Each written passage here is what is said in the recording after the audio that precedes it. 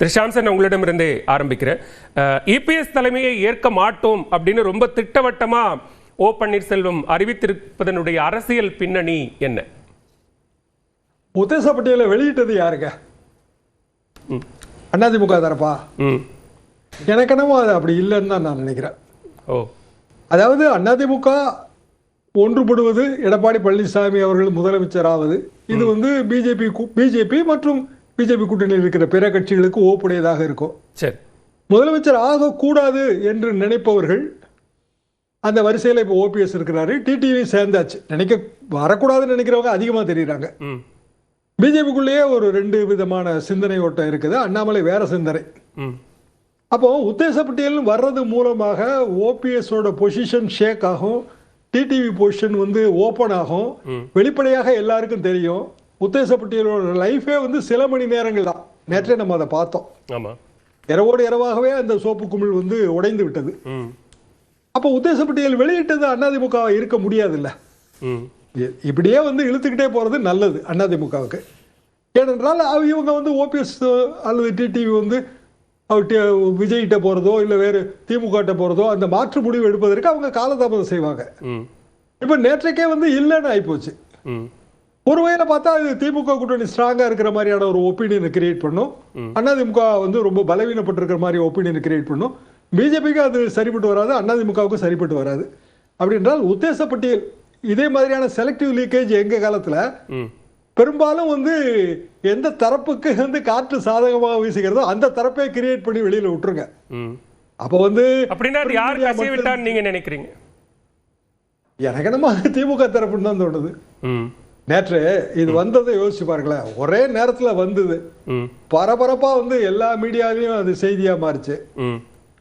தொடர்ந்து அந்த செய்திகளை போட்டு வருகிற, ஆரம்பத்தில் போட்டு வருகிற சில மீடியாக்கள் அவர்களுக்கு ஒரு சார்பு இருந்தது. அதுக்கு பிறகு எல்லா ஜெனரல் மீடியாவும் அதை கேரி பண்ணிடுச்சு. சரி, ஆனா நேற்றைக்கே ஓபிஎஸோட கூட்டம் இருக்குங்கிறதா எல்லாருக்கும் தெரியுமே. அவர் ஏற்கனவே சொல்லிட்டாரு, நான் 2ஆம் தேதி எங்க ஆட்களை எல்லாம் கூப்பிட்டு பேச போறேன்னு அறிவிச்சிட்டாரு. அப்போ நேற்றைக்கு வந்து ஏதோ ஒரு முடிவை நோக்கி அவர் வந்து சொல்லுவாருங்கிறது அநேகமா எல்லாரும் யூகிச்ச ஒரு விஷயம்தான். அப்ப இந்த மாதிரியான ஒரு 3 சீட்டு என்று சொல்லும் போது ஓபிஎஸ் தரப்புக்கு அது கொஞ்சம் அவமானமா கூட இருக்கும். என்னங்க, ஓ ஒரு எழுத்து, பி ஒரு எழுத்து, எஸ் ஒரு எழுத்து, ஆக மொத்தம் 3 சீட்டா அப்படின்னு தானே தோணும் இயல்பாக. நான் என்ன முன்னாள் முதலமைச்சர் 3 சீட்டு வாங்குற அளவுக்கு இறங்கிட்டேன். அப்போ ஹாட்டா பேசிட்டாங்க எல்லாருமே, வைத்தியலிங்கம் அவர்கள் உட்பட. சுப்ரதன் சாருக்கு இதெல்லாம் நல்லாவே தெரியும். எல்லாரும் நாங்க எல்லாரும் ஒரே போட்ல பயணம் பண்ணவங்க தான். அப்போ இதை ஏன் வந்து அதிமுக இதை வெளியிடுகிறது? ஒன்று, வெளியிட்டா அதுக்கும் நோக்கம் இருக்கணும். எப்படின்னா ஓபிஎஸ் வெளியில உடைச்சிட்டு வரட்டும், சரி, இன்னமும் வந்து பிஜேபி ஓபிஎஸ் சேர்க்கணும் என்று சொல்லாம இருக்கட்டும். வந்து பிஜேபி வற்புறுத்துங்கிறது எல்லாருக்கும் தெரியும். ஏன்னா அமித்ஷா வந்து இன்னைக்கு நேரத்துக்கு வற்புறுத்தலைங்க, அவர் பல வருஷமா இதை சொல்லிட்டு இருக்காரு. அதிமுக ஒற்றுமையா இருந்தால்தான் நல்லது, திமுக வீழ்த்த வேண்டும் என்றால் அதிமுக ஒற்றுமையாக இருக்க வேண்டும். இது வந்து புது கருத்து இல்ல. இப்போ சமீபத்துல கூட வந்து ஓபிஎஸ் வந்து அமித்ஷா இன்றளவும் அந்த கருத்துல உறுதியா தான் இருக்காங்க. இன்றளவும் அந்த கருத்துல அவங்க உறுதியா தான் இருக்கிறாங்க. ஆனா ஓபிஎஸ் எல்லா தியாகத்துக்கும் தயார்னு சொன்னது எப்போ அப்படின்னா அதிமுக சேர்த்துக் கொள்வதற்கு. 3 சீட்டு வாங்குறதுக்கு இல்ல, சரி, அதிமுக சேர்த்துக்கிடணும், அதிமுக பலம் பெறணும், அதுக்கு நான் எந்த தியாகத்துக்கும் தயார்னாரு. இல்ல நீங்க போய் பிஜேபியில போய் 3 சீட்டு வாங்கிக்கங்க, அது என்டிஏ கூட்டணி, தாமர சின்னத்தில் நில்லுங்க அப்படின்னு சொல்றதுக்கு ஓபிஎஸ்க்கு அட்வைஸ் கொடுக்கறதுக்கு மத்தவங்க யாருங்கிற கேள்வி வரும்ல. அதனாலதான் அவர் அந்த ஒருங்கிணைப்பாளர் பாயிண்ட் எல்லாம் நேற்று திருப்பி பேசுறாரு. எல்லாம் ஒன்னா சேர்ந்தா ஏதோ ஜெயிச்சிருவோம்னு சொன்னாங்க, கடைசியில வந்து 11 தேர்தலில் வந்து தோல்வி அடைஞ்சிட்டாங்க. இப்படி எல்லாம் சொன்னது நேற்றைக்கு அவர் சொல்ல வைத்தது. பொதுவாக ஓபிஎஸ் வந்து அப்படி பொங்கி சொல்றவர் இல்ல. வைத்தியலிங்கம் கொஞ்சம் வேகமா பேசுவாருங்க. ஓபிஎஸ் வந்து எப்பவுமே அவரு கொஞ்சம் சாஃப்ட் ஸ்போக்கன் தான் பை நேச்சரே. அவரோட ஸ்டைலே அதுதான். ஆனா நேற்றைக்கு அவர் வந்து மிக கடுமையாக பேசினார்.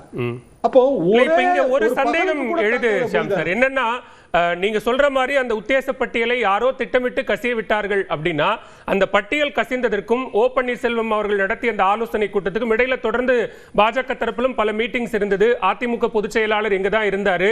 இவ்வளவு நடந்த பின்னும் அதிமுக தரப்புல அதிகாரப்பூர்வமா ஒரு மறுப்பு வெளியாகல, இந்த பட்டியலை அதிமுக வெளியிடல அப்படின்னு எந்த இடத்துலயும் சொல்லவே இல்லை. அவங்க சொல்வதற்கு வாய்ப்பு இல்லை. இல்ல இயல்பா பாருங்களேன், ஒரு பதிவு பெற்ற கட்சி அங்கீகாரம் பெறணுங்கிற எண்ணம் இருக்கும். அப்போ டிடிவிக்கே அந்த 6 சீட்டு பத்தாது. ஆனா 6 சீட்டுக்கு மேல கொடுக்கறதுக்கும் வழி இல்லை. 170 இடத்துல வந்து அதிமுக நின்றுதாங்க ஆகணும். அந்த ஃபிகர் வந்து சரிதான். 20ல இருந்து 25 இடம் பிஜேபிக்குங்கிற ஃபிகரும் ஓரளவுக்கு சரிதான். மற்ற இதுல தானே அவங்களுக்கான அந்த ஆட்சேபனைகள் வருது. அப்போ இயல்பாக இது வந்து ஒரு பொலிட்டிக்கலா செலக்டிவ் லீக்கேஜ். சரி, ஒன்று. இன்னொன்னு பொலிட்டிக்கல் டிராப், அரசியல் பொறி. ஓகே, யாருக்கான பொறி? ஓபிஎஸ்கான பொரியா, பாஜகவுக்கான பொரியா? இப்ப ஓபிஎஸ் வந்து பாஜக மனசு புண்படுற மாதிரி கடுமையா பேச மாட்டாரு. பாஜகவுக்கும் ஓபிஎஸ் இவ்வளவு நாள் நம்மளோட இருந்தாரு, டிடிவி நம்மளோட இருந்தாங்க, அவங்களை எப்படி புண்படுத்துறதுங்கிற தர்ம சங்கடம் இருக்கும். இப்ப யாருக்கும் எந்த தர்ம சங்கடமும் இல்ல. ஓபிஎஸ் வந்து வெளிப்படையா சொல்லிட்டாரு, டிடிவி வெளிப்படையா சொல்லிட்டாரு, பிஜேபி கிளியரா இருக்கு. எடப்பாடி என்ன சொல்லுவாருன்னா, நான் சொன்னலங்க, முதல்ல சொன்னலங்க, அவங்க எல்லாம் ஒரு மாதிரி தான். சோ இப்ப வந்து அவங்கள பொறுத்த வரைக்கும் அவங்களோட பயண திட்டத்துல மாறுதலே இல்ல. அதிமுகவுக்கு 170 இடம், பிஜேபிக்கு 20-25 இடம், ஆக மொத்தம் 195. மீதி இருக்கிறத வந்து பிற கட்சிகளுக்கு கொடுத்துருவாங்க. ஓகே, சோ அந்த கூட்டணி சரிதான். ஆனால் அந்த கூட்டணி வலிமையான கூட்டணியா, வெற்றி பெற முடியுமா? விஜய்ங்கிற ஒருத்தர் வராரு, விஜயோட இவங்க எல்லாம் சேரும் போது அந்த காம்பினேஷன் என்ன ஆகும்? இதுதான் நாம் பொறுத்திருந்து பார்க்க வேண்டிய விஷயம். இப்ப இந்த டிராப்னு நீங்க சொல்றதுல அந்த பட்டியல் இருக்கிற பாமக, தேமுதிக எல்லாமும் எடுத்துக்கணுமா? அந்த டிராப்புக்குள்ள வருவாங்களா அவங்களும்? தேமுதிக வந்துங்க ராஜ்யசபா சீட்டு அவங்களுக்கு ரொம்ப முக்கியம். ஏன்னா அவங்க 2026ல எங்களுக்கு ராஜ்யசபா சீட்டு கொடுப்பாங்க, எங்களுக்கு உறுதி அளிச்சிருக்காங்கன்னு அவங்க சொல்லிட்டாங்க. அப்போ 2026ல ஏப்ரல் மாதம் ராஜ்யசபால 6 இடம் காலி ஆகும். 4 இடம் வழக்கமா திமுகவுக்கு போகணும், 2 இடம் அதிமுகவுக்கு போகணும். அதிமுக கிட்ட இப்ப இருக்கிற எம்எல்ஏ ஸ்ட்ரென்த்தே அதுக்கு பத்தாதுங்க. பிஜேபி ஓட்டு வேணும், பாமக ஓட்டு வேணும். பாமகலையும் பாதி ஓட்டு போயிடுச்சு. ரெண்டு எம்எல்ஏக்கள் அங்க இல்ல. அப்ப அவங்க எப்படி ஓட்டு போட போறாங்கன்னு யாருக்கும் தெரியாது. சரி, அப்ப ஏப்ரல் மாதம் ராஜ்யசபா தேர்தல் நடத்தப்படுமா? ஏன்னா உங்களுக்கு பிப்ரவரி கடைசியில வந்து எலெக்ஷன் நோட்டிபிகேஷன் வருது. ஃபர்ஸ்ட் ஃபேஸ்ல வந்து தமிழ்நாடு கொண்டு வந்துட்டா போதும். நோட்டிபிகேஷன் வந்த பிறகு நீங்க வேற எதுவும் செய்ய முடியாது. 96ல வந்து அதிமுக ஆட்சியில் இருக்கும்போது ஜெயலலிதா தோத்த அந்த எலெக்ஷன் வர்றதுக்கு ஜஸ்ட் முன்னாடி ராஜ்யசபா தேர்தல் நடந்தது. ஜெயலலிதா எல்லாத்தையும் வெற்றி பெற்றாங்க. காங்கிரஸ் வந்து 2 தொகுதி. அப்ப அது பெரிய பேசு பொருளாக மாறியது. அசம்பிளி இல்லன்னு வைங்க, ராஜ்யசபா தேர்தல் நடத்தவே வேண்டாம். அப்படின்னா தேமுதிகவுக்கு ஒரு சீட்டு கொடுக்க வேண்டாமே? அப்படியான ஒரு காம்பினேஷன் இதுல இருக்குங்கிறது என்னோட சந்தேகம். சரி, முதற்கட்ட பார்வை எடுத்துக்கிறேன் திரு ஷாம் சார், தொடர்ந்து பேசலாம். திரு சுப்ரத்தனம், இங்க எந்த ஒரு நிபந்தனையும் இல்லாமல் அதிமுகவில் இணைய தயார் அப்படின்னு சொல்லிட்டு வந்த நிலையில ஏன் இப்படி ஒரு திடீர் மாற்றம்? ரொம்ப கடுமையான விமர்சனம், அதீதமான விமர்சனங்கள், பெயரை உச்சரிப்பதற்கே வெட்கமா இருக்கு அப்படின்னு சொல்ற அளவுக்கு என்ன நடந்துச்சு? இல்ல அண்ணே, தராசு அண்ணே மிக தெளிவாக சொன்னார். அவர் எந்தவித நிபந்தனையும் இல்லாமல் சேர்வது என்பது கட்சியை பலப்படுத்துவதற்கு தான். என்ன இது தேர்தலில் வந்து நாங்கள் 3 சீட்டு, அரை சீட்டு, 3/4 சீட்டு வாங்கிட்டு நிற்கிறதுக்கு நாங்கள் நிபந்தனையின்றி சேர தயார்னு எங்களை நாங்களே கேவலப்படுத்தி சொல்லப்பட்ட வார்த்தை அல்ல. இயக்கத்தை வலுப்படுத்துவதற்கு எந்தவித நிபந்தனையின்றி சேர